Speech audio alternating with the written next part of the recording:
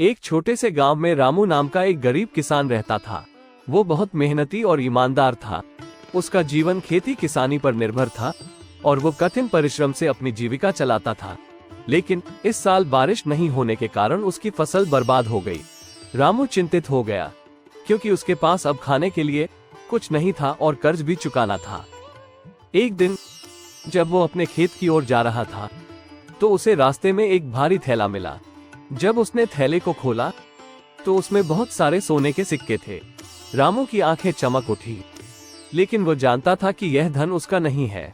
उसने सोचा कि किसी ने यह थैला जरूर खो दिया होगा और वो इसे वापस लौटाना चाहता था। रामू गांव के मुखिया के पास गया और उसे सारी बात बताई। मुखिया ने गांव वालों को इकट्ठा किया और घोषणा की कि जिसने भी यह थैला खोया है वह आकर उसे पहचान ले। थोड़ी देर बाद गांव के सबसे धनी व्यापारी ने आकर थैला पहचान लिया और कहा कि यह उसका है।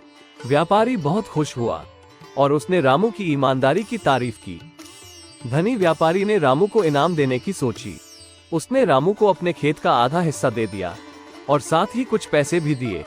अब रामू के पास अपनी मेहनत से फसल उगाने के लिए पर्याप्त जमीन थी और उसके कर्ज भी चुक गए। इस प्रकार रामू की ईमानदारी ने उसे सम्मान और खुशहाली दिलाई। इस कहानी से हमें ये सीखने को मिलता है कि ईमानदारी का फल हमेशा मीठा होता है और हमें सच्चाई के मार्ग पर ही चलना चाहिए।